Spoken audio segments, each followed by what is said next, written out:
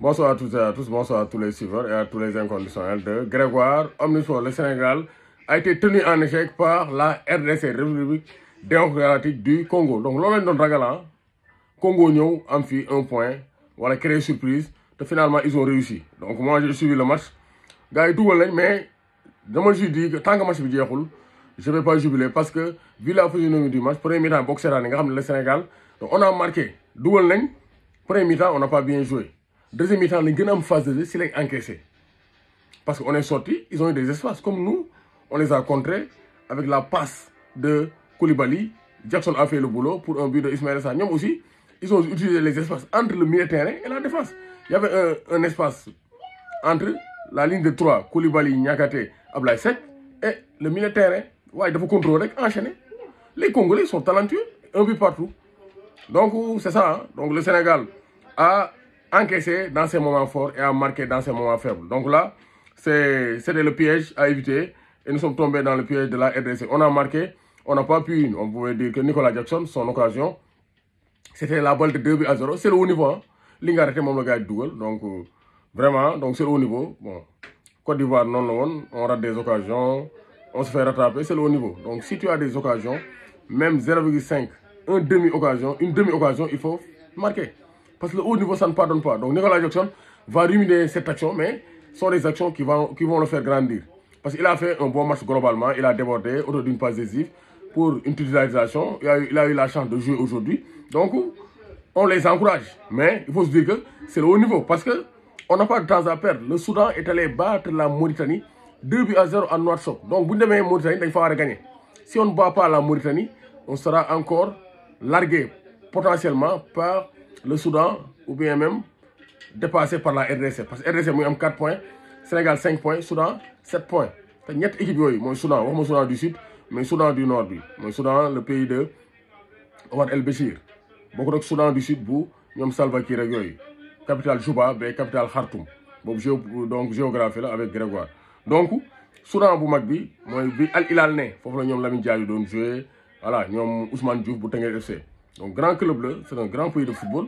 Ils ont gagné la Coupe d'Afrique des Nations. Donc, l'équipe de c'est à prendre au sérieux. Le Sénégal, actuellement, c'est à nous de prouver parce que nous sommes devant. Donc, l'équipe, ils viennent en challenger. Si vous avez un point de nul, ils s'en sortent. Donc, c'est à nous de faire la différence. Voilà. Ils ont une match de donc, LCC a préféré mettre son 3-5-2. Koulibaly, Niakate, Ablaye Seck. Ils ont fait un bon match. Globalement, la ligne défensive a fait un très bon match. Même si on a encaissé un but. Ils ont fait un très bon match, ça il faut le dire. Ablaye Seck surtout a été phénoménal dans les duels, dans les interceptions, vraiment dans les relances. Donc vraiment, Niakate aussi, il s'est démené. Koulibaly aussi, il a raté en première période quelques relances, mais en seconde période, il s'est bien rattrapé. Et il a même provoqué le but, il a lancé Nicolas Jackson. Donc c'est pour dire que la défense a bien joué. Donc Habib Diarra, le couteau suisse, a remplacé Krépin Diatta, piston droit. Ismaël Sarr, donc piston gauche, l'homme a tout fait. Et au milieu, on avait Gana Gueye et Pamarassa derrière Iliman Ndiaye, meneur de jeu, qui était chargé de distiller des balles, d'alimenter le duo Nicolas Jackson, Habib Diallo. Donc, le premier mi-temps, c'était un peu timoré, mais on n'a pas donc, bien utilisé la balle en première période. Donc, il y a eu quelques accélérations, voilà, quelques phases de jeu, mais militaire et attaque, c'était pas bien élaboré, surtout avec les ailes.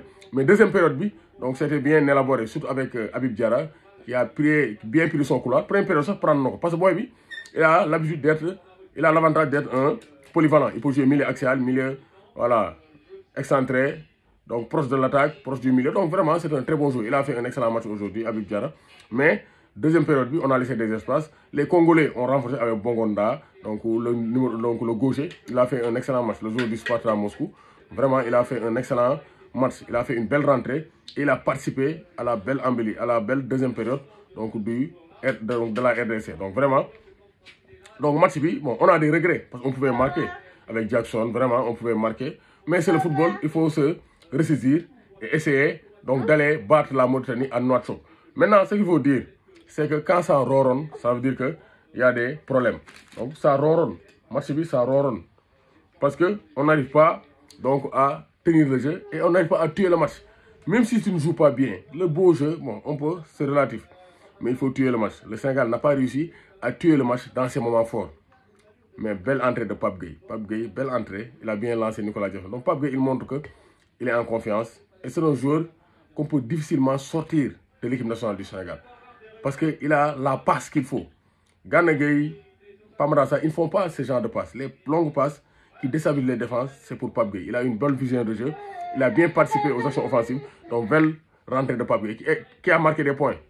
Et qui risque d'avoir, donc, vraiment d'être titulaire face à la Mauritanie. Parce que Pape Gueye, il stabilise le milieu terrain. Il donne une meilleure santé au milieu terrain. Donc, Gana Gueye, ils ont bien joué. Globalement, les joueurs ont bien joué avec Diallo et tout. Mais on n'a pas réussi à tuer le match. Et en première période, l'attaque n'était pas bien nuulée. Donc il y a des absents, Jackson, donc Jacobs, Krépin Diatta, il y a des absents.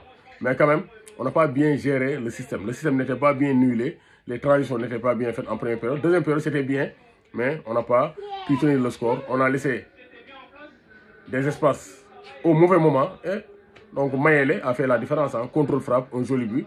Donc les Congolais n'ont pas démérité, un but partout. On espère qu'on va aller donc réussir la mission commando à Nouakchott, parce que obligation de victoire. Donc on doit gagner obligatoirement pour rester en course pour le mondial américain, Mexique, États-Unis, Canada 2026. Donc félicitations aux joueurs, nos encouragements aussi donc aux joueurs. Voilà, on les encourage surtout parce qu'ils voulaient gagner, mais bon, la RDC n'est pas une mince affaire. Donc il faut se ressaisir et à Aliou Cissé et ses joueurs de faire la différence en Mauritanie.